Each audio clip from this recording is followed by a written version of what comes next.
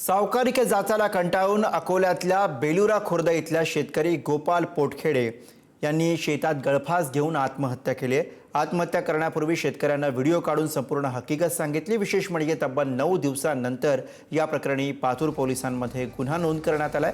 सावकार राकेश भूपेंद्र गांधी आणि सचिन उर्फ बंटी अरुण खरक यांनी 20% व्याजाने घेतलेल्या रकमेची परतफेड झाल्यानंतर सुद्धा जबरदस्तीने आणखी 8 लाखांची मागणी केली असल्याचा आरोप शेतकऱ्यांनी केलाय। सावकारांनी जबरदस्ती आणि धमकी देऊन शेती स्वतःच्या नावावरती करून घेतली असा आरोप मृत शेतकऱ्याच्या भावाने केलाय। आत्महत्येच्या पूर्वी व्हिडिओ काढलेला होता। त्यांनी सांगितलं की राकेश गांधी आणि बंटी अरुण खरड या दोघांनी मला आत्महत्येस